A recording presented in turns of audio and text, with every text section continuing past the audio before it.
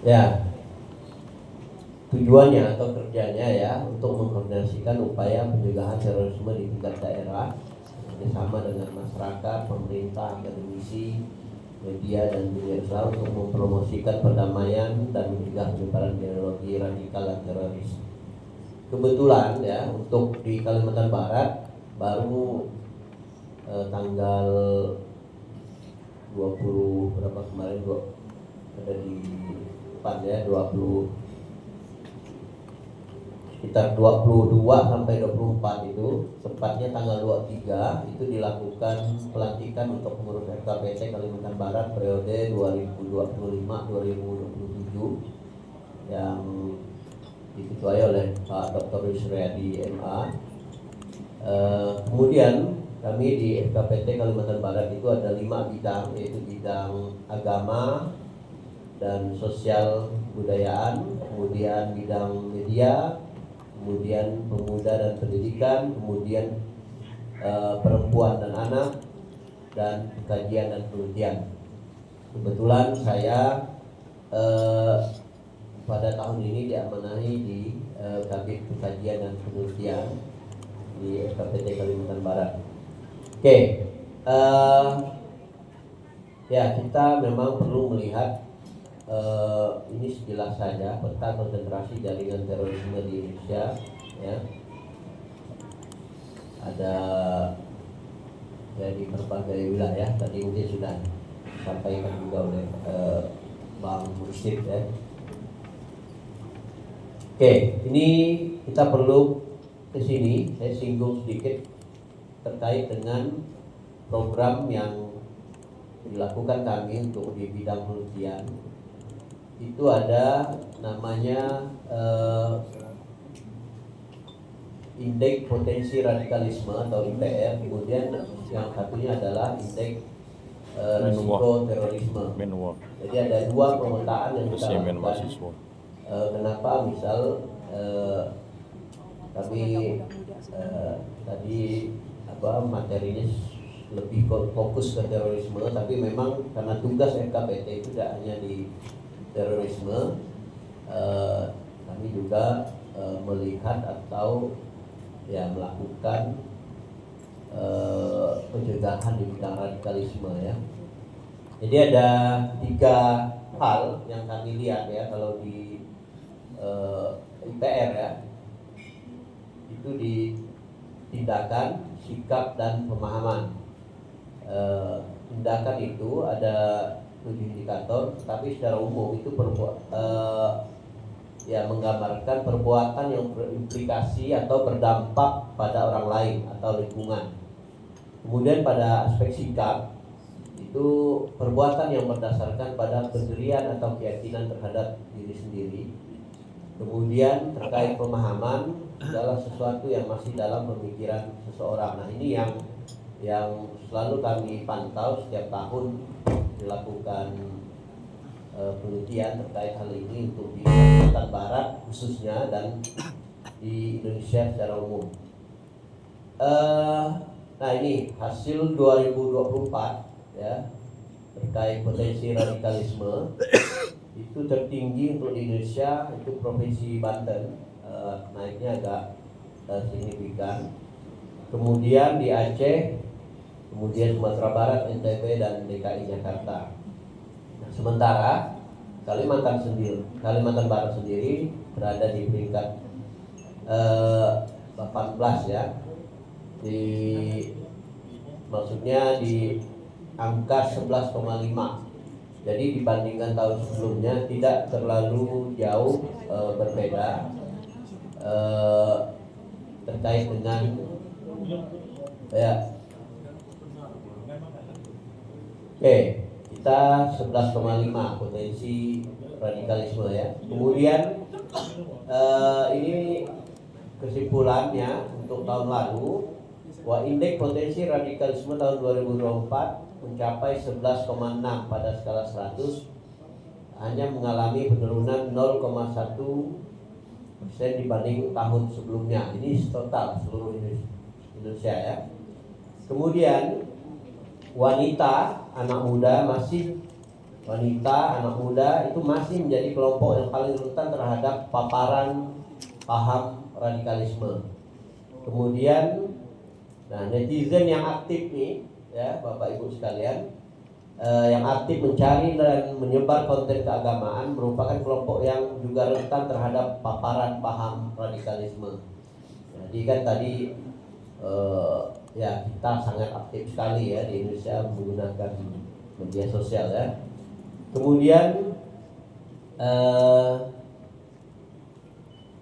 ya, nah ini tadi saya sampaikan di awal, awareness masyarakat terhadap BNPT dan mungkin juga FKPT itu masih berada di sekitar 21% ya. Jadi belum terlalu banyak masyarakat yang mengenal ini ya. BNPT 35%, FKPT 21%. Nah, FKPT ini memang karena dia kantornya pun juga masih istilahnya di apa ya, sengaja memang tidak dibuat kantor sendiri karena memang masih di Keswangpol ya. Nah, artinya juga ya disamarkan juga, tidak terlalu dipublis. Kalau kayak FKUB memang jelas terpampang di Kota Baru ya. Oke. Kenapa terorisme terus terjadi? Nah, ini ibarat sebuah pohon ya. Jadi aksi terorisme itu ibarat buahnya ya, buah. Nah, kemudian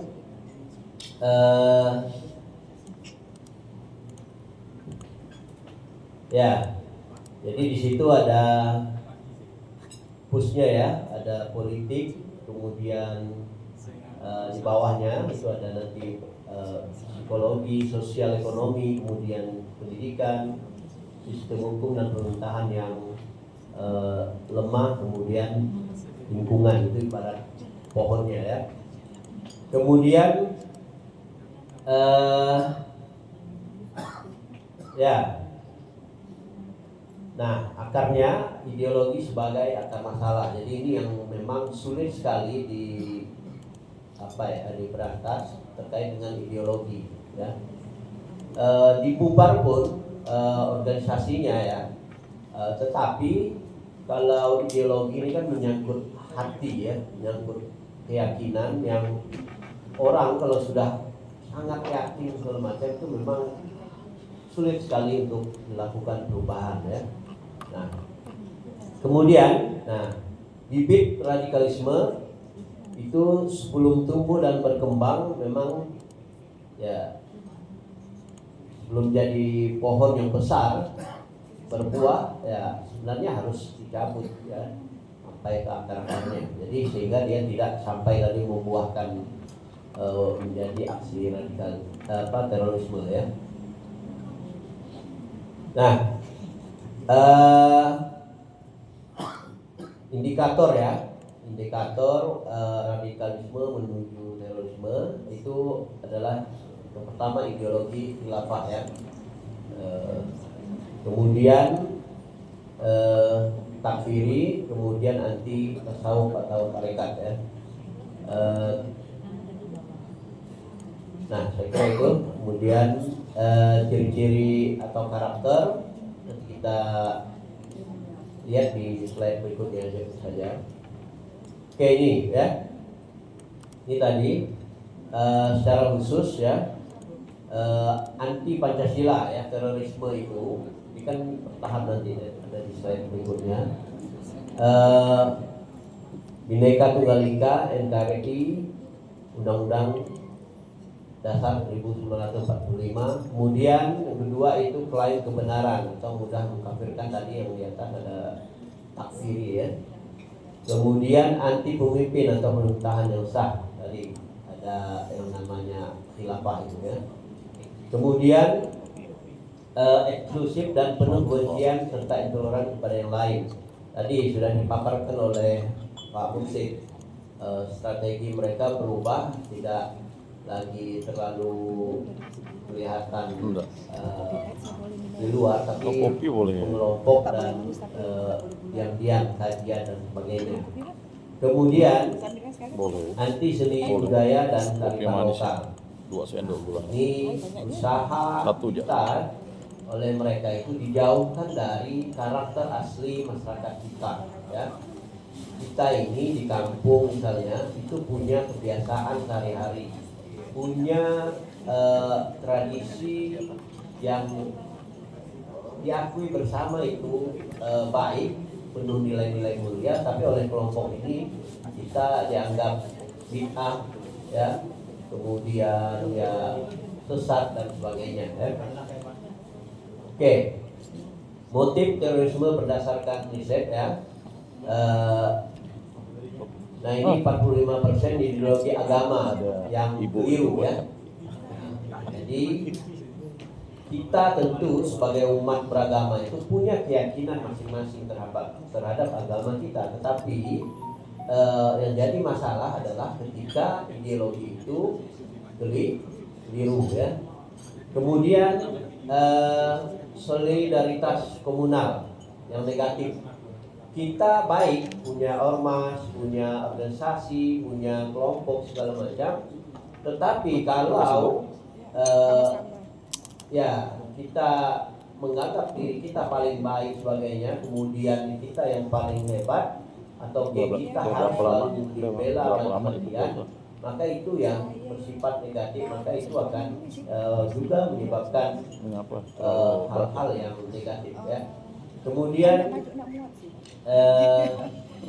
ya mentality, ya, mental kita yang tidak baik, ya, macam. Kemudian ada aksi balas dendam, situasional dan separatis. Tapi kalau separatis yang masih kuat kalau di Indonesia, ya, di Papua, ya. Tidak boleh kalau di 24 daerah lain mungkin tidak terlalu kelihatan, ya. Apalagi puasa terik itu bahaya. Oke, kosong yang mendorong. Nah ini aksi terorisme segalanya itu kalau sudah pikiran kita kosong itu akan mudah dipengaruhi oleh orang lain atau hal-hal yang kita dapatkan dari media sosial itu tidak sempat lagi berpikir apa gitu, langsung tidak sesuai dengan arahan atau masuk ke kelompok. Banyak masuk. Kemudian hatinya, nah hatinya juga kosong, galau gitu segala macam. Kemudian dia tidak melakukan sesuatu itu tidak menggunakan rasa, ya. Airnya dibawa. Sesuatu adalah sesuai dengan maunya dia, tahu apa yang ditemui tadi. Kemudian, nah ini kosong perut, ya. Biasanya orang yang lapar, ya, itu akan mudah melakukan sesuatu atau hal-hal yang negatif, ya, atau dipengaruhi oleh hal-hal yang tidak baik, ya. Ya. Kemudian kosong kantong, nah ini juga, ya. Ini pasti, ya. Diri ngerjain ibu ini, ya. Ini penyebab utama lahirnya terorisme, ya. Oke. Nah proses kenapa tadi yang kemarin Polda minta saya bahas terorisme, tapi kita harus mulainya karena radikal ini awalnya, ya, mereka menjadi teroris atau paham teroris itu mereka radikal, ya. Proses radikalisasi saya ulangi lagi, ya, itu intoleran tadi sudah disampaikan oleh Prof. Rahim. Kenapa misal Polda ini meningkatkan tentang toleransi itu, ya. Ini bagian dari kalau tidak bisa toleran atau tidak intoleran, maka itu akan meningkatkan ya akan bisa mengarah ke intoleran, orientasi dan penolakan terhadap hak-hak politik dan sosial dari kelompok yang dia tidak setuju, ya. Kemudian baru masuk ke radikalisme, satu ideologi atau gagasan, ide, paham yang ingin melakukan perubahan mendasar pada sistem sosial dan politik dengan cara-cara memaksa atau ekstrim atau mengganti, bahkan Bagi dua. mengganti dasar negara. Nah, baru kemudian masuk ke terorisme atau paham teroris ya. Aduh. Perbuatan yang menggunakan kekerasan atau ancaman kekerasan yang menimbulkan suasana teror atau rasa takut secara meluas yang dapat menimbulkan korban dengan motif ideologi, politik atau gangguan keamanan ya. Oke. Enggak. Nah, Punya dia, Bu. Bukan. Dia ini dari radikalisme ke terorisme ya. Need of Dia harus tanggung jawab personal tuh. defiance ya, Dia kebutuhan pengakuan ya. Nah, kadang orang itu ingin dilihat Ini ya, eksis ya, di dan sering dari memang tadi kami duduk. Nggak manusia datang-datang. ini kecenderungannya adalah Nggak tahu. eksistensinya ya. Sana duduk. Nah, Mungkin cuma dia kegiatan sana dia kalau masuk ini sini. yang negatif. Nah, jadi ingin terlihat eksis sehingga melakukan kegiatan-kegiatan teror ya. Kemudian naratif terkait narasi PHP. misalnya diperlakukan tidak adil, pemerintah ini misal tidak adil, zolim segala macam. Nah, itu sering kali Suka muncul ya. ngerjain coning. Saya Tadi dia punya di banyak sini grup kenapa WA gitu ya. Judulnya misal ya, karena Di saya WA. kebetulan di Islam ya. Ada sila forum ukhuwah Islamiyah gitu. Itu. Tapi isinya selalu menghujat pemerintah. Tidak ada yang benar dilakukan Jokowi ya, kemudian Prabowo sampai sekarang. Jadi ganti presiden pun masih juga mereka berusaha membawa kita ke narasi-narasi yang tidak baik. Ya. Oke, Karena dia ya network ya, jaringan ya. kalau IPA Biasanya mereka ini berani melakukan aksi ya teror itu karena mereka terkoneksi dengan jaringan, tadi sudah disampaikan oleh Bang Musid ya. Jadi iyalah. ya, Al-Qaeda atau yang lain-lain ya.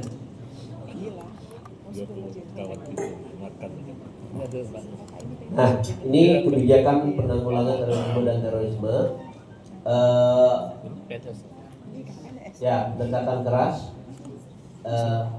hard approach. Pendekatan keras adalah pendekatan hukum yang dilakukan oleh aparatur penegak hukum ya, itu 8 ya. Kemudian Percaya dengan dia nih. ya kita sering melihat ya bagaimana Densus 88 itu ya, mau tidak mau gitu harus melakukan pendekatan ini gitu, ya. Jangan Pak nyasar nanti.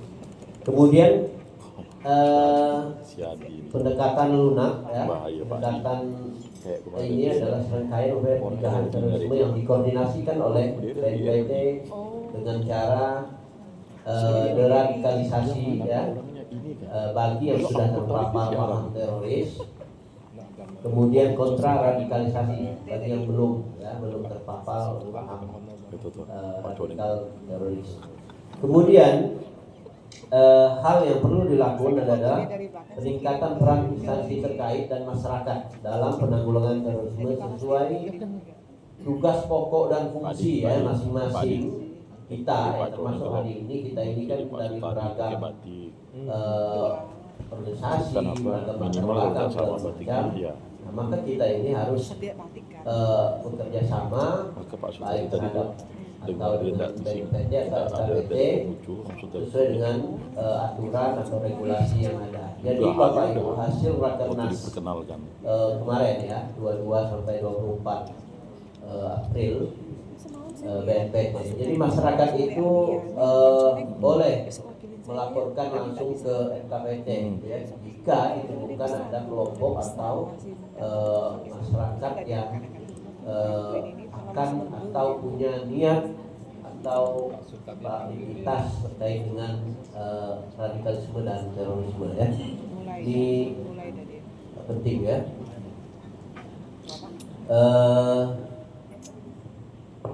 Ya, yang dilakukan.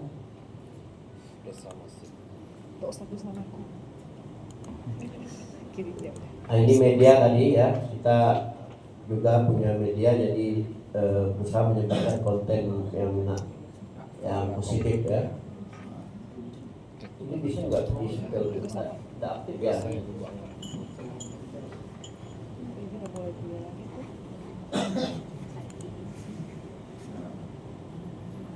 Nah, kalau enggak, ini.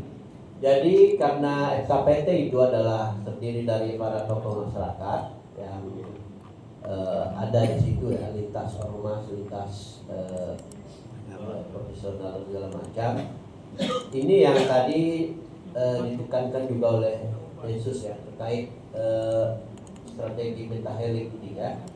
Ini yang memang selalu dilakukan oleh SKPT untuk saling berkomunikasi, berkoordinasi dengan 5 unsur ya, yaitu pemerintah, kemudian masyarakat, kemudian akademisi ya, kemudian media dan dunia usaha. Jadi ini terus kita lakukan supaya memang aksi-aksi yang mengarah pada terorisme bisa dilakukan ya, pencegahan ya. Nah ini program yang kami lakukan di Kalimantan Barat ya, dan juga ini karena kita satu koordinasi Udah, yang penting dia dari suruh bapak itu absen. Dari seluruh provinsi itu programnya sama ya, tinggal disesuaikan dengan kondisi masing-masing daerah ya. Dia suka ngerjain Nah apa kita aja. itu Ya udah. melibatkan masyarakat ya dengan melakukan kegiatan kenduri ya. Kenduri ini ada singkatan, bukan hanya namanya aja ya. Itu kenali dan peduli lingkungan sendiri. Betul. Jadi kita dulu pernah melakukan ini di ini ya, kenduri di Kakap tahun sebelumnya ya, tahun 2003. Kemudian juga di Keraton Tayan ya. Nah itu yang hadir juga lintas. Ini gelas saya ya Pak. Ya Pak, gelas Bapak. Lintas Air Bapak, gelas macam Bapak. ya, tokoh-tokoh masyarakat. Punya Bapak. Iya. Kita hadirkan di situ ya. Kecuali ini jangan Sambil Pak, ini kenduri punya ya, kenduri dari kami yang tadi Pak Kecamatan datang. Rama ya. Tidak ada yang nyentuh-nyentuh. Bukan perkenalan dan saprahan. Ya. Nah, kemudian Dan nyentuh ya. untuk Orang itu kan saya bingung. pemuda ya kita ya melakukan festival musik untuk membangun nasionalisme ya, anak muda. Kita dulu di Kota Pontianak ya, Kota Pontianak itu di Jalan Informasi. Nah itu kita undang sekolah-sekolah anak-anak muda untuk menampilkan band-bandnya ya. Ini dalam rangka biar anak muda ini bakatnya, hobinya tersalurkan, kemudian mereka bisa ya, berkomunikasi lintas kelompoknya ya, sehingga nasionalisme ini bisa dibangun ya. Kemudian di pemberdayaan perempuan, kita mendorong perempuan dan anak untuk mewujudkan perdamaian dalam rangka ya mencegah radikalisme apalagi terorisme ya. Ada Smart Bangsaku Bersatu Indonesiaku. Nah ini kita tahun lalu itu di Kota Singkawang. Nah Kota Singkawang kita undang sekolah-sekolah, murid-muridnya plus guru pendamping, kemudian beberapa organisasi masyarakat.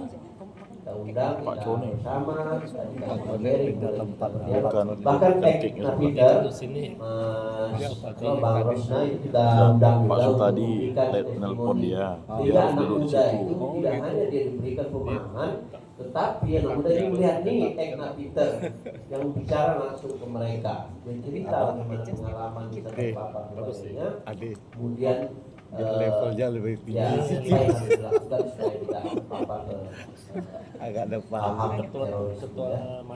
Kemudian penelitian, nah ini penting karena penelitian ini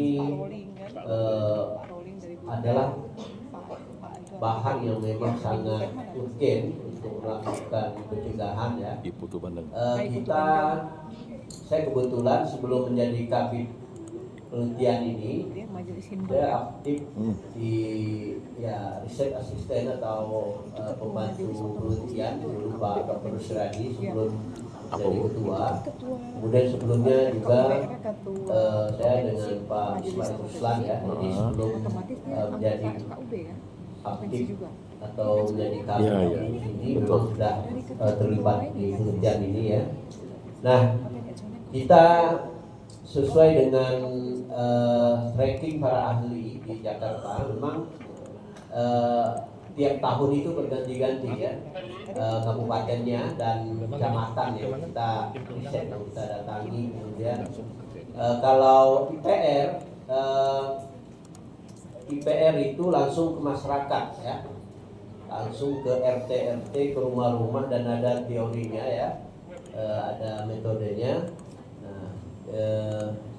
Jadi biasanya itu daerah yang agak sulit terjangkau ya, tetapi yang kota itu tetap juga dilakukan penelitian ya.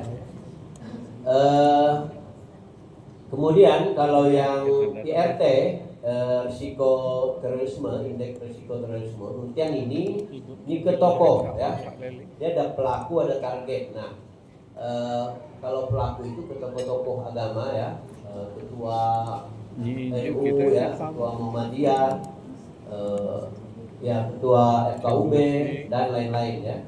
Kemudian kalau yang target itu biasa dengan aparat ya, dengan biasa dengan Densus juga kita ya. Kemudian Pangdam ya, dan yang lain-lain.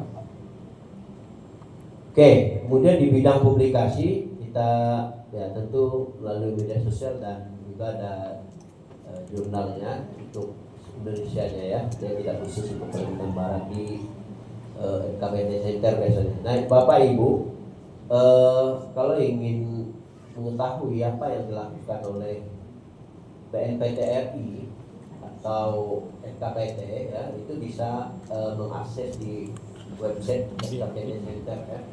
Jadi ada informasinya di situ semua ya. Oke, nah ini kerjasama kita di bidang penelitian ini dari banyak lembaga ya. Jadi ini untuk apa? Supaya ada pemahaman yang sama atau diskusi yang sama terkait dengan bagaimana hasil sebuah riset ini dan menjadi, karena ini dipakai. Ada memang hal-hal yang tidak disampaikan ke publik secara rinci gitu ya. Yang disampaikan ini kan ibaratnya yang lebih sifat umum saja yang perlu diketahui publik. Oke, tutup ya. Pendekatan pencegahan terorisme oleh EKPT Kalbar sangat beragam. Kemudian hal ini diharapkan dapat membantu membangun komunitas yang tangguh terhadap ancaman radikalisme dan terorisme di Kalimantan Barat. Dukungan berlanjutan dari semua pihak tadi dengan strategi pentahelik, semua kita ikut melakukan ya, ikut berkomunikasi, saling memberi masukan. Itulah yang akan bisa membuat Kalimantan Barat tetap aman, damai, rukun dan harmonis. Saya kira itu tentu banyak kurangnya. Saya mohon maaf. Wassalamualaikum warahmatullahi wabarakatuh. Selamat siang, salam sejahtera.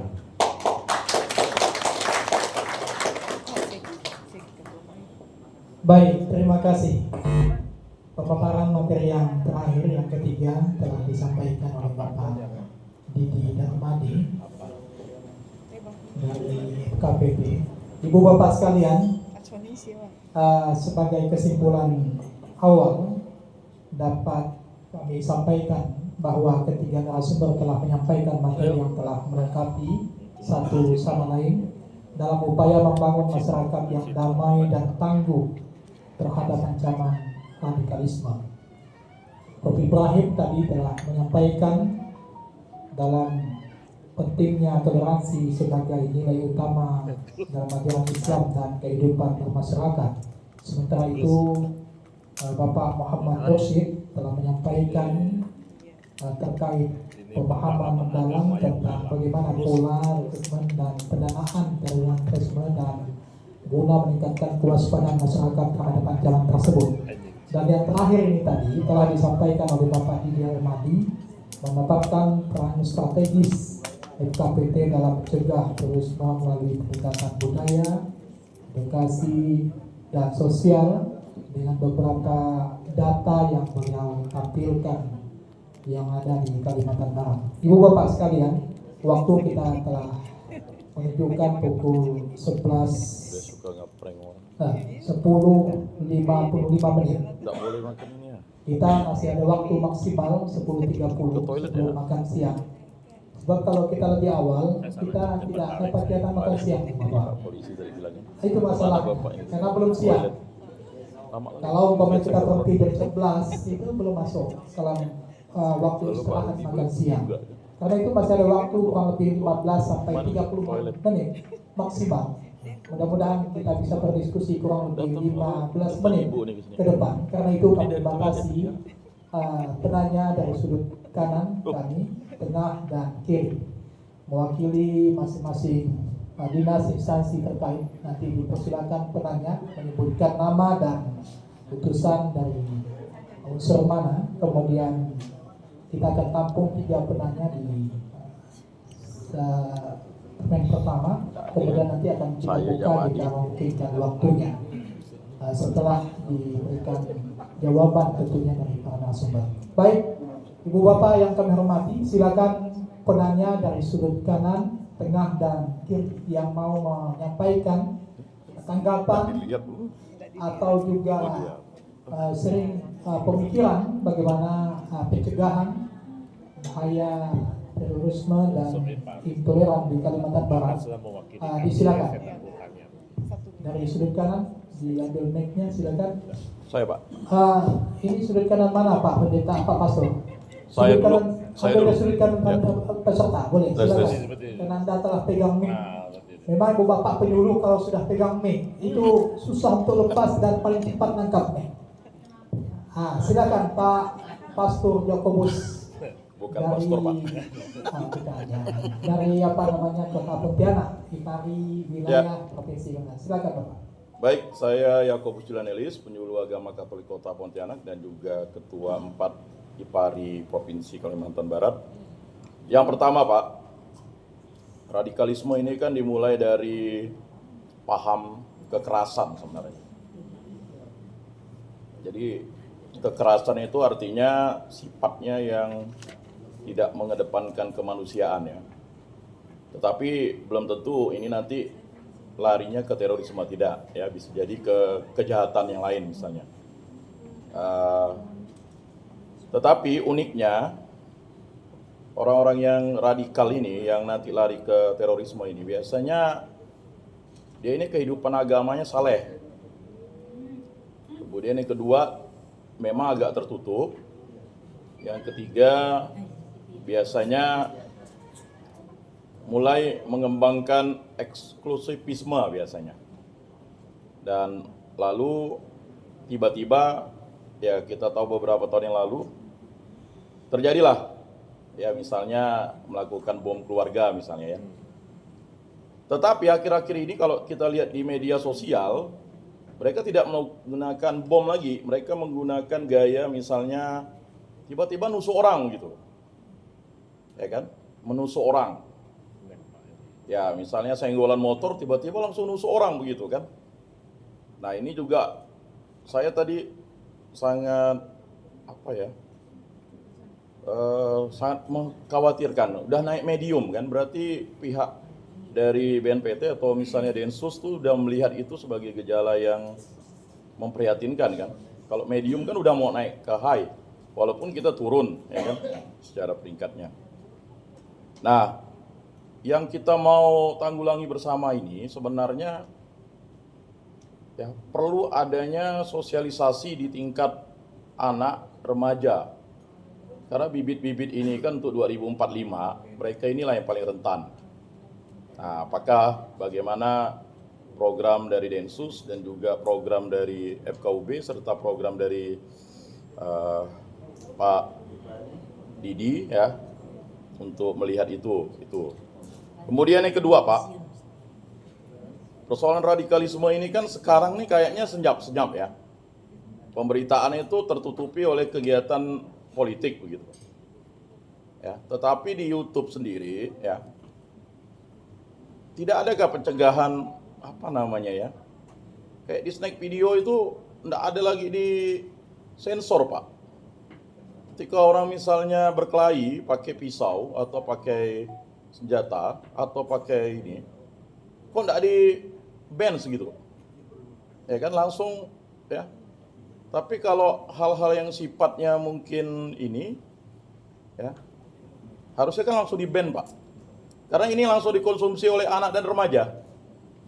Ya, anak dan remaja itu langsung mengkonsumsi itu di snack video, kemudian yang paling yang sangat mengkhawatirkan itu di snack video dia. Dengan TikTok. Ini dia langsung nampak gitu. Ya. Dan ini mungkin peran kita bersama lah untuk mengedukasi. Kalau di YouTube sih sepertinya sudah di-cut ya. Ketika ada gambar yang kekerasan itu langsung di-cut oleh YouTube.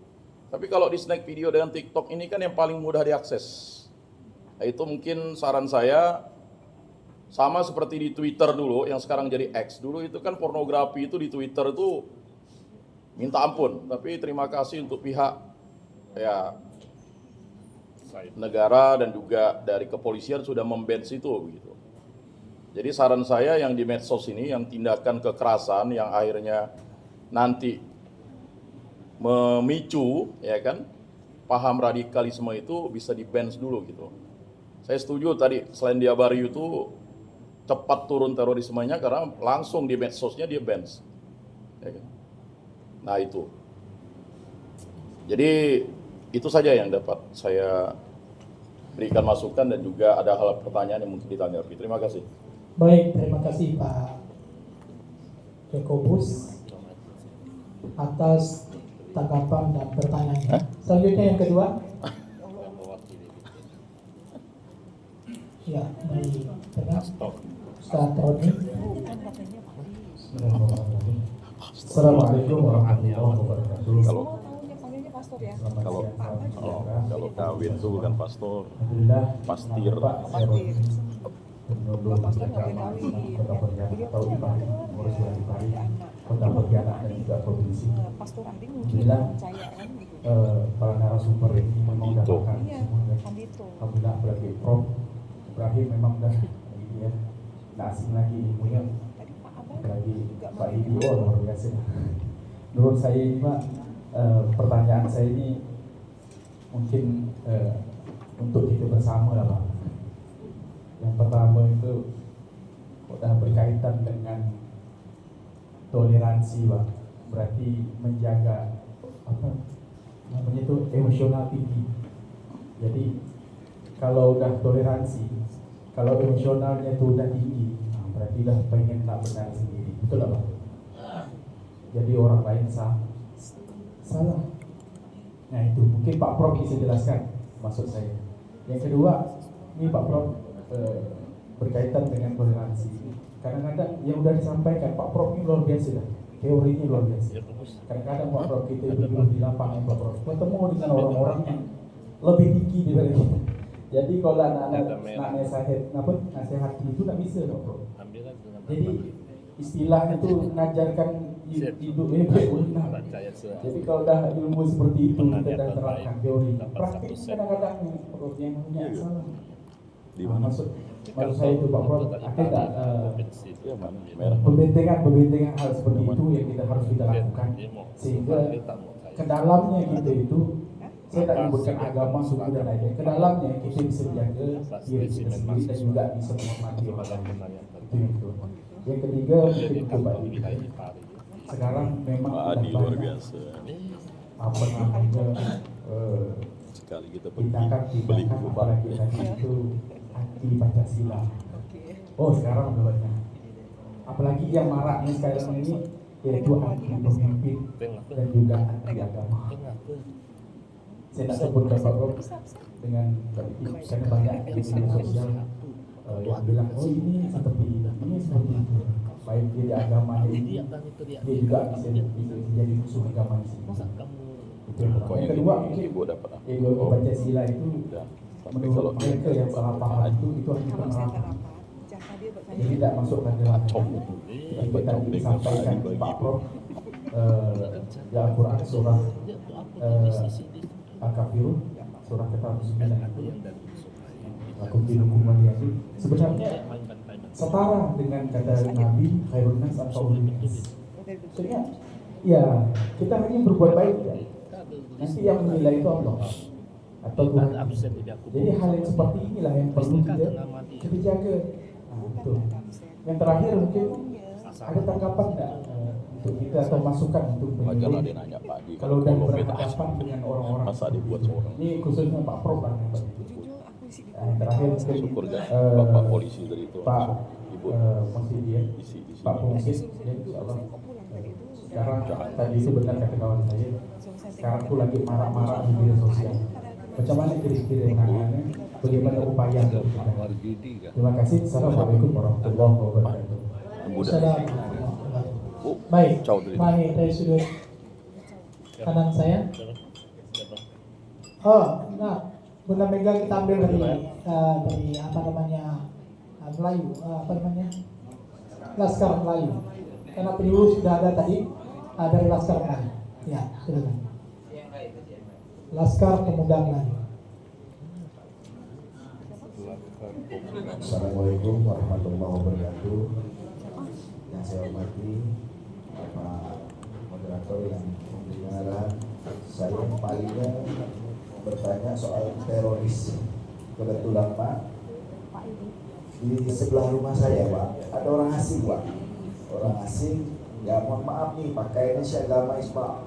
Ikut gada di jiwa, tapi yang saya ranting nyaranya anjing Pak. Jadi kami warga komplain ke saya, kebetulan saya RT Pak. Komplain Pak, itu kok ada anjing Pak, ada anak-anak main Pak, anak-anak kecil kan. Jadi sempat saya tegur, dia bahasanya tuh bukan bahasa Indonesia Pak, nggak ngerti dia bahasanya bahasa saya pun nggak paham lah. Jadi ada kegiatan di situ, karena warga komplain, saya sempat lapor Pak. Saya lapor ke imigrasi, ini ada orang asing kegiatannya mencurigakan. Setelah ditanggapi, mereka ini selalu selisih Pak. Begitu mereka datang, dia tidak ada kegiatan, rumah selalu sepi. Nah kami curiga juga Pak, kegiatannya ini apa kan, mungkin entah merakit bom, entah apa. Karena sebelah rumah saya Pak, saya takut juga. Oh, iya loh. Jadi untuk Bapak Moderator, apa antisipasi yang bisa saya dapatkan Pak dari kejadian tersebut? Terima kasih. Assalamualaikum warahmatullahi wabarakatuh. Ini pertanyaannya bukan moderator ya, untuk ketiga narasumber ya. Baik, terima kasih. Dengan Pak siapa namanya tadi? Ya, Ishak. Ya. Baik, kita cukupkan 3 dulu penanya dari Pak Nikobus, dari Ustaz Roni dan Pak Ishak. Silakan dari Pak Jokobus tadi, ini menarik sekali, dari kehidupan yang soleh menjadi kehidupan yang salah, kan begitu. Kemudian bagaimana program KPP, SKUP, mungkin juga dari Densus dalam menangani ini. Kemudian yang kedua pertanyaannya terkait dengan kondisi di media sosial, kegiatan yang sudah cukup nampak memberikan bukan edukasi tapi malah membuat generasi muda ini tambah anarkis, tambah menjadi radikal gitu. Ini tidak kegiatan seperti apa yang bisa dilakukan khusus untuk ketiga narasumber ini. Saya kira mungkin kita tanggapi dulu penanya pertama, nanti setelah itu mungkin kalaupun mau dirampingkan ke penanya kedua dari Ustaz Roni terkait dengan toleransi yang emosional tinggi, tapi lebih banyak kepada Prof karena itu berkaitan dengan toleransi, upaya menjaga diri, dan yang terakhir tindakan apa yang bisa dilakukan, masukan terkhusus penyuluh dan teman-teman sekalian dalam upaya pencegahannya. Yang terakhir tadi itu dari Laskar Pemuda Melayu, Pak Ishak, ini mencurigakan, tindakan yang mencurigakan dari orang asing. Orang asing yang kita maksudkan bisa saja orang asing itu yang tidak kita kenal. Memang beliau ketua RT harus wajib lapor RT. 1 kali 24 jam wajib lapor RT. Mungkin dia kaitan dengan kegiatan aktivitas yang mencurigakan, penting untuk kita saling menjaga. Itu apa tindakan yang seharusnya dilakukan? Ini mohon nanti tanggapan dari Densus terutama dan KPP terkait dengan hal ini. Dari siapa dulu Bapak? Narasumber yang menanggapi silakan. Baik, terima kasih Pak Yakobus. Kalimat yang dicatat moderator tadi, soleh ke salah gitu ya, soleh. Saya kira kita perlu melihat sesungguhnya Pak Yakobus, kalau orang soleh itu kan maknanya bagus, baik dia soleh itu. Nah, artinya kalau dia bagus, baik, seharusnya makin baik. Ya. Mungkin yang perlu kita lihat adalah orang yang terlihat soleh itu dari simbolnya. Misalnya tadi kalau di sini pakaiannya sepertinya pakaian orang soleh, pakaian kebanyakan orang soleh. Kalau muslim itu pakaian muslim, bahkan berjubah lah ya, berjubah, pakai gamis, jenggotnya sudah mengikuti jenggot para ulama di Arab sana, misalnya jenggotnya. Tapi pertanyaannya, apakah itu soleh gitu ya? Itu identitas saja, itu artinya mengukur orang soleh, bukan itu sesungguhnya Pak Yakobus ya. Nah karena itu saya ingin meluruskan bahwa tidak bisa mengatakan bahwa dengan simbol itu bahwa itulah orang soleh, bukan itu ukurannya. Itu hanya dari sisi lahiriah saja, pakaian kebiasaan, pakaian kebanyakan orang-orang soleh. Nah kalau orang yang benar-benar orang soleh, kita sebut sebagai orang soleh adalah orang yang baik, baik perilakunya, baik amalnya, baik sikapnya, baik berpikirnya pada orang lain. Itu Pak untuk terminologi soleh. Nah karena itu kalau kita mau merujuk pada terminologi agama, soleh dalam agama, maka semakin orang itu baik dalam memahami agamanya, maka dia akan semakin baik dengan banyak orang.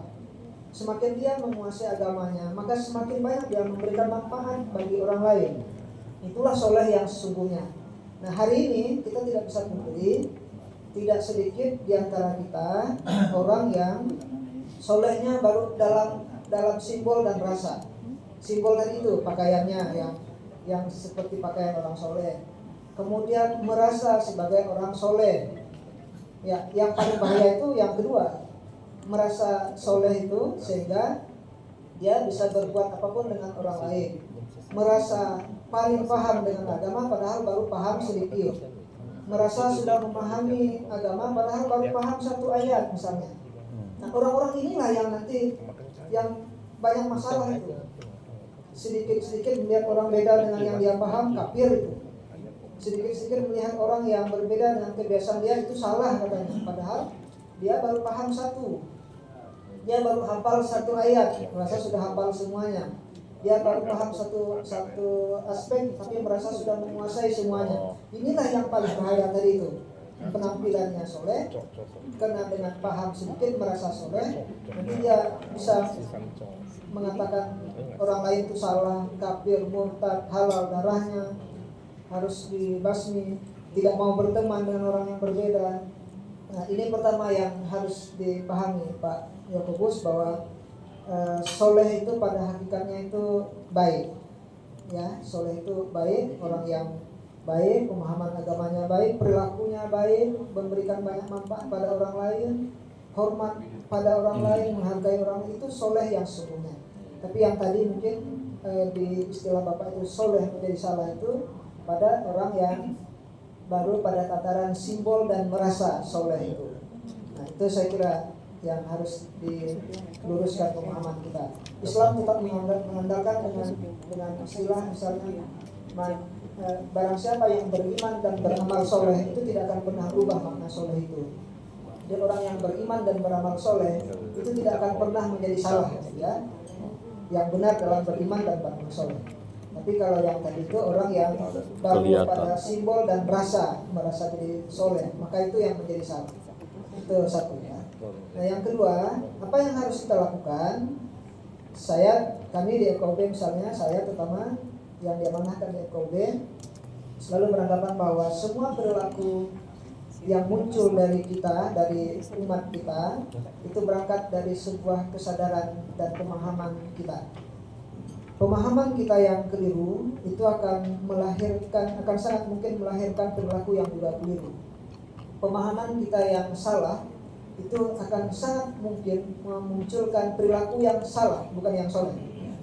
Nah, karena itu apa yang harus kita lakukan?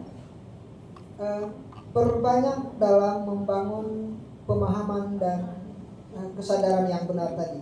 Dalam bahasa yang lain, ya, literasi keagamaan itu harus dibangun dengan baik. Dalam konteks kita yang berbeda tadi, literasi dengan perbedaan itu harus kita bangun bersama. Bahwa semua kita paham bahwa perbedaan itu sebagai sesuatu yang sunatullah, perbedaan itu sebagai sesuatu yang tidak bisa kita hindari. Perbedaan itu mesti kita sikapi sebagai sebuah hal yang positif untuk kita membangun kebersamaan dan nilai positif. Nah, ini yang harus dibangun, kesadaran-kesadaran seperti ini. Pemahaman seperti ini harus kita bangun bersama, bukan hanya pada tataran pimpinan, pada tokoh, tapi pada semua elemen masyarakat kita, sampai ke grassroots masyarakat semua paham dengan itu.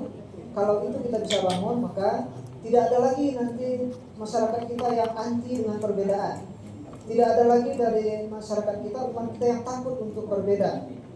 Dan tidak ada lagi umat kita yang nanti menyalahkan hanya karena kita berbeda. Nah, ini yang harus dibangun. Yang paling fundamental, kami di FKUB, saya di FKUB ingin membangun literasi ini, literasi perbedaan, literasi kerukunan, literasi keagamaan. Mari kita sadarkan, kita cerdaskan seluruh umat kita dengan pemahaman-pemahaman yang baik dan benar. Kalau itu bisa kita wujudkan, saya percaya bahwa kehidupan keagamaan, kehidupan antar agama, antar kita dalam sosial kemanusiaan itu akan bisa terbangun dengan rukun, harmonis, jauh dari intoleransi, jauh dari radikalisme ekstrim, jauh dari terorisme dan seterusnya. Nah, ini yang kami bangun untuk di FKUB, Pak Yakobus. Nah, selebihnya tentu saja ada pengembangan program literasi. Itu saya kira untuk Pak Yakobus. Kemudian untuk Ustadz Roni, saya ucapkan selamat dulu untuk Ustadz Roni sebagai salah satu pemenang lomba penyuluh teladan, penyuluh award, ya, penyuluh agama Islam award Kalimantan Barat. Mantap. Oke. Pertanyaan ini saya tahu harus disampaikan untuk membuktikan bahwa layak jadi pemenangnya. Karena yang menilainya saya, gitu, ya. Kalau tidak bertanya hari ini diragukan jadi pemenang penyuluh award. Wow. Semalam kami menyelesaikan dan salah satu pemenangnya. Oke, ya, toleransi itu tentu saja kita tidak ingin toleransi itu hanya sebuah wacana. Kita tidak berharap bahwa toleransi itu selesai dalam teori. Toleransi harus menjadi sikap nyata kita. Toleransi itu harus menjadi bagian dari cara hidup kita. Toleransi itu harus menjadi sikap kita.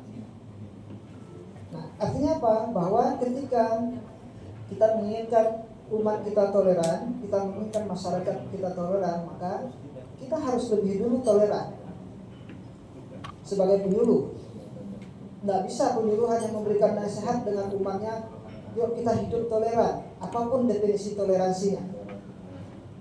Kalau dalam sikapnya penyuluh tidak menunjukkan sikap yang toleran, misalnya penyuluh yang dengan mudah masih menyalahkan orang yang beda paham, penyuluh yang masih dengan gampangnya untuk mengkafirkan orang yang beda pemahaman di sana.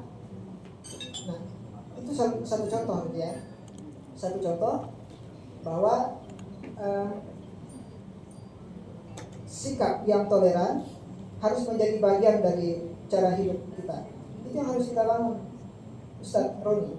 Sehingga nanti orang bisa melihat Ustadz Roni ceramah tentang toleransi, Ustadz Roni memberi nasihat tentang toleransi, kemudian masyarakat melihat Ustadz Roni adalah figur yang sangat toleran misalnya. Ini yang harus kita lakukan. Jadi kalau dalam bahasa agama kira-kira apa ya yang berzina manu lima tahunu nama la taf'alun dalam bahasa agama. Ya. Kita jangan pernah mengatakan sesuatu itu kalau kita tidak melakukan. Kita meminta orang toleransi, tapi kita tak toleran dalam sikapnya. Tidak boleh. Kita meminta orang untuk berlaku adil, tapi kita sendiri mencurangi, misalnya. Tidak boleh. Dalam sikap hidup kita. Artinya apa yang kita sampaikan harus lebih dulu tercerminkan dalam perilaku kita. Dan itu lanjut tadi, Allah sangat membenci kabura maqtan indallahi an taqulu ma la taf'alun. Allah sangat benci pada orang yang bisa mengatakan A tapi dia tak bisa melakukan A-nya. Nah, tentu penyuluh punya tanggung jawab, penyuluh punya beban yang besar di situ, Ustaz Roni ya. Jadi kalau mau jadi yang baik, maka penyuluh harus lebih baik dulu. Mau jadi toleran, penyuluh harus lebih toleran dulu. Mau jadi demokratis, bicara tentang demokrasi, penyuluh harus demokrat dulu ya, harus demokrasi dulu. Ini soal demokrasi, jadi bukan soal teori, bukan soal konsep, tidak berhenti pada teori dan konsep, tapi harus menjadi sikap hidup kita yang toleransi. Apalagi tadi ya? Teori dengan praktek, teori dengan praktek itu tidak sinkron. Ya itu tadi, teori dengan praktek itu yang harus kita bangun, bahwa apa yang kita sampaikan sebagai sebuah teori harus menjadi praktek nyata kita dalam hidup keseharian kita. Tidak boleh nanti teorinya bagus tapi prakteknya tidak. Itu yang kabura maqtan itu. Tidak boleh, harus nyata itu ya. Harus nyata, apa yang kita anggap bagus itu harus dilakukan dalam sikap nyata kita keseharian kita. Gitu ya. Ada yang kurang? Ada Pak. Ya. Mas, Berkaitan dengan teori tadi yang Bapak sampaikan itu teorinya sudah bagus. Ya. Maksud saya di lapangan ini kadang-kadang teori itu tidak sesuai dengan apa yang kita lihat gitu. ya, makanya itu yang harus dibenarkan. Contoh sederhana ini ya. Bicara toleransi.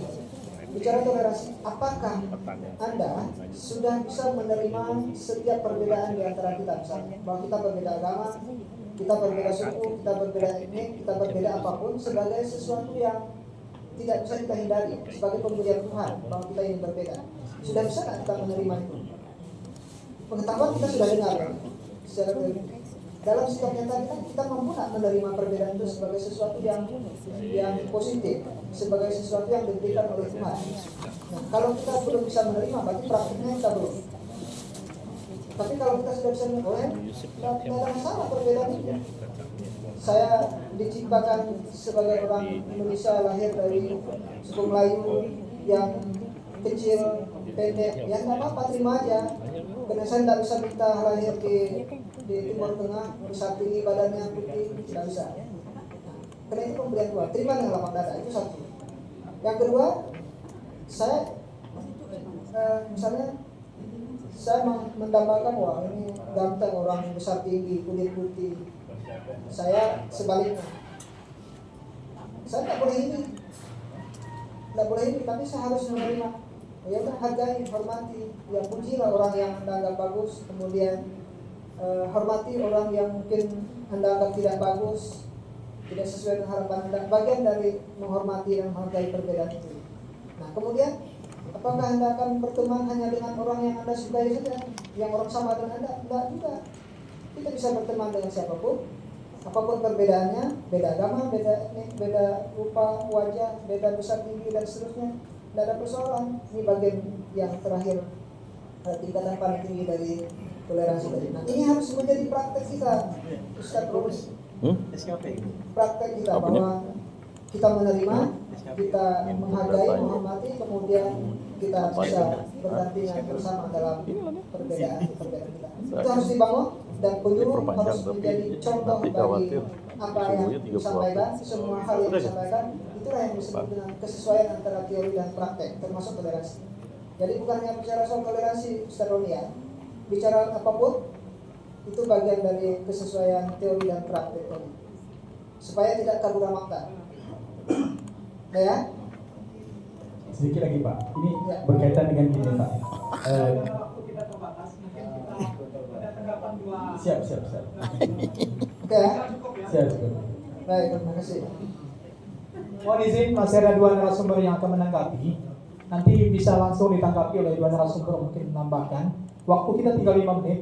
Setelah itu kita harus tutup karena memang terbatas sampai jam 11.30. Setuju kita? Lanjut kepada dua narasumber untuk menanggapi beberapa penanya yang lain di samping pertanyaan dari Ustaz Roni. Silakan kepada ya BNPT, Densus ya. Rosid silakan. Baik, terima kasih jadi moderator. Ada pun beberapa yang ingin kami tanggapi dari Densus 88 terkait dengan beberapa pertanyaan yang telah ditanyakan kepada narasumber. Yang pertama tadi berkaitan dengan media sosial. Jadi kami Detasemen Khusus 88 Anti Teror Polri itu telah membentuk sebuah subdit yang namanya Satgas Kontra Naratif. Di mana ini memang bertujuan untuk mengcounter konten-konten radikal, penyebaran propaganda. Sebagaimana kita tahu memang ada beberapa platform diantaranya seperti Snap Video dan TikTok tadi memang menjadi ladang amal bagi kelompok-kelompok radikal untuk menebarkan konten-konten radikal. Sehingga kita melakukan counter dengan membuat konten-konten yang sifatnya moderat, konten-konten yang sifatnya moderasi. Karena beberapa waktu lalu kita juga telah melakukan koordinasi terhadap Komdigi untuk mencabut lisensi ataupun men-take-down aplikasi-aplikasi seperti Snap Video yang memang memiliki istilahnya security patch ataupun filterisasi konten yang kurang baik, karena beberapa video maupun beberapa gambar yang bisa ditampilkan di Snap Video itu masuk dalam kategori vulgar seperti adegan berdarah dan lain sebagainya, itu tidak diproses dan tidak di-take-down sehingga bisa dipublikasi. Nah, hal tersebut juga yang berangkat dari keresahan-keresahan tersebut kita coba untuk ke Komdigi dan kita minta untuk aplikasi-aplikasi serupa seperti Snap Video untuk ditindaklanjuti atau bahkan mungkin bisa dicabut lisensinya dan dibebas seperti itu. Untuk kontra narasi sendiri sebenarnya kita di wilayah Kalimantan Barat terutama Satu Suri Kalbar itu nanti bapak ataupun ibu-ibu bisa follow di 5 platform akun media sosial kami, yakni kalbar.moderat. Di situ berisi seputar konten-konten yang sifatnya memang kami tujukan untuk menyebar toleransi antar umat beragama. Nah, nanti bisa dijadikan referensi, kemudian nanti juga bisa dijadikan literasi yang baik di situ, karena memang kita mengutipnya juga dari tokoh-tokoh agama dari berbagai agama yang ada di Indonesia, supaya nantinya bisa mengcounter konten-konten radikal yang dikelola ataupun yang dibuat oleh kelompok-kelompok teror. Kemudian menambahkan sedikit dari pertanyaannya tadi Ustaz Roni, bagaimana cara mencegah. Tentu peran orang tua sangat dibutuhkan, terutama bagi anak-anak yang saat ini sangat sekali mudah mendapat akses handphone. Nah, memang kami sebagai aparat penegak hukum juga tidak bisa mengambil banyak langkah terkait hal ini, bagaimana dengan usia-usia ini yang sudah terpapar. Nah, kami juga sering kali memberikan sosialisasi dan edukasi baik itu di sekolah maupun di perguruan tinggi. Bagaimana peran orang tua, bagaimana keterlibatan orang-orang terdekat dalam memberikan ataupun dalam mengawasi anak-anaknya dalam melakukan media sosial, dalam bermedia sosial. Karena memang untuk indoktrinisasi sendiri, Pak, pola-pola pemikiran radikal ini bisa disusupkan mulai anak berusia 9 sampai 14 tahun. Bahkan di usia 14 tahun, seperti kejadian di Poso, anak tersebut sudah tergabung dengan jaringan teror. Nah, dampaknya ataupun akibatnya yakni karena di usia-usia rawan, usia-usia yang semestinya dia memperoleh pelajaran, memperoleh pengalaman bermain bersama anak-anak seusianya, dia malah justru fokus ataupun aktif bermedia sosial yang isinya konten-konten radikal, sehingga di usia 14 tahun dia bergabung dengan salah satu kelompok teror yang ada di Poso. Dan alhamdulillah untungnya dia sebelum melakukan aksi amalia ataupun aksi tindak pidana teror, dia sudah berhasil diamankan terlebih dahulu. Nah, kemudian kita coba cari inti permasalahan. Ternyata memang benar bahwa pengawasan orang tua, pengawasan orang-orang terdekat itu sangat-sangat penting dalam bermedia sosial terhadap anak-anak. Mungkin itu aja yang bisa saya tambahkan, kurang lebihnya saya mohon maaf. Terima kasih. Baik, satu lagi Pak. Masih ada satu yang dari Bapak, ya. Pak Ishak. Bapak mungkin sebelumnya apakah sudah pernah ada petugas yang datang kepolisian Pak? Oke, baik. Mungkin nanti kita bisa minta kontak Bapaknya. Nanti mungkin dari tim saya bisa minta pendampingan mungkin dari Pak Babin juga. Nanti kita sama-sama Pak, kita coba cek juga di database kami apakah orang tersebut masuk ke kelompok-kelompok radikal yang ada di Indonesia. Seperti itu. Nanti mungkin setelah kegiatan nanti kita boleh berkenan minta nomor handphonenya Pak. Ya, nanti kita juga minta pendampingan dari Bapak Babin, Bapak Kesubit. Kemudian nanti kita coba untuk mengunjungi lokasi tersebut. Mungkin itu ya Pak. Terima kasih. Baik. 1 menit lagi ini nampaknya. Silakan dari KPT. Oke, terima kasih para penanya yang sangat aktif ya. Tadi Pak Fokus tadi terkait dengan ya.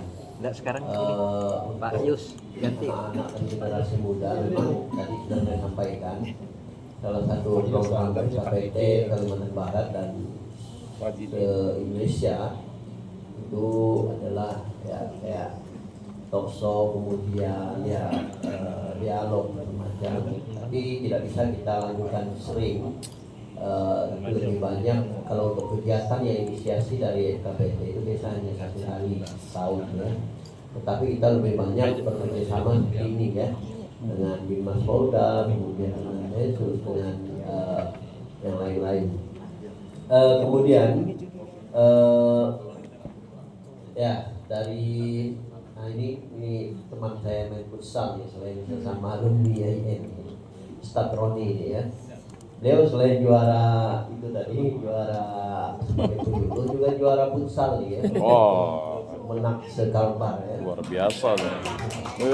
Ayo main futsal. Jadi jangan dilihat badannya besar kayak saya, itu hebat juga beliau ya. Nah, terkait dengan yang mengarah ke terorisme segala macam, memang tadi sudah saya tekankan bahwa memang kerjasama seluruh unsur tadi dengan ya strategi pentahelix itu adalah untuk mengunci supaya kita bisa berkomunikasi baik, kemudian mendapat informasi yang baik, kemudian bisa melakukan hal-hal yang positif, bisa memetakan apa sih yang di sekitar kita ya. Sebenarnya ya apa yang sudah ada atau sudah dilakukan masyarakat kita seperti kenduri ya, ataupun tahlilan misalnya, kemudian selamatan misalnya, itu adalah merupakan potensi yang bisa memperkuat daya tahan kita dari aksi-aksi yang mengarah ke terorisme ya. Karena tadi ya orang yang radikal kemudian mengarah ke terorisme itu biasanya memang mereka itu ya agak tertutup, kemudian mengelompok dengan kelompoknya saja, tidak mau membaur. Ya tadi seperti dari teman-teman TPM ini, Kopi jangan dulu. ya mendapatkan atau menemukan hal seperti itu. Nah itu memang patut dicurigai. Bisa saja ya itu merupakan bagian dari kelompok. Saya kira penting nomor handphone segala macam itu bisa komunikasi, apalagi yang mahal tuh nyuntiknya tuh supaya ndak saya dulu sekali suntik. Dan kemudian yang lain saya kira akar giginya ini kena. sudah bisa dipahami tadi apa yang saya sampaikan ya. Kalau mau paten daripada sakit, memang kita jangan sekarang hanya pilih yang nyaman. dapat ilmu di Kalau sini BPJS saja, 2 hari, kemudian hanya untuk ikan kita, itu. tetapi teruskan kepada Sekali suntik, masyarakat setengah jam, kita atau umat reda. kita. Jadi bapak-bapak yang di sini, apalagi Ustaz Roni, kemudian yang dari FKUB ini kan tokoh-tokoh senior nih. Nah, Tekor. beliau itu selalu menyampaikan, kemudian memberikan teladan ke umatnya. Nah kita yang muda-muda nih itu juga begitu. Jangan hanya ilmunya hanya untuk kita ya. Bapak Ibu tadi, saya terlibat di berbagai organisasi itu bukan karena saya mau, tetapi memang saya diajak. Kemudian moto saya ya khairun nas anfa'uhum linnas ya. Jadi ya sebaik-baik manusia itu ketika kita bisa memberikan manfaat yang sebesar-besarnya untuk umat, untuk sesama manusia. Ya teladan kami ya Gus Dur ya, kemudian tokoh-tokoh yang lainnya. Itu kemudian FKPT itu selalu terbuka untuk masyarakat tadi.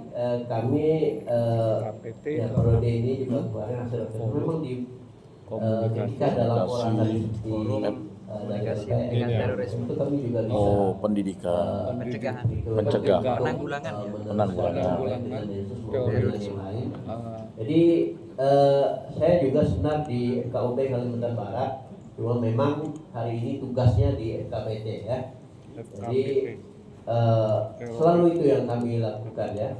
Dan pencegahan Pak. Ya, dalam melakukan penelitian itu adalah usaha kami untuk mencegah, mendeteksi Kalau di pusat ya, BNPT warning system, supaya jika ada gejala, ada kelompok tertentu yang usaha mengembangkan jejaringnya, itu adalah bagian dari pemetaan kami ya, terhadap aktivitas tingkat terjauh pun gitu ya, di rumah ke rumah ya, kemudian RT sampai ke kecamatan, kabupaten dan provinsi. Saya kira itu ya, yang lain bisa nanti diakses di website ya FKPT Center.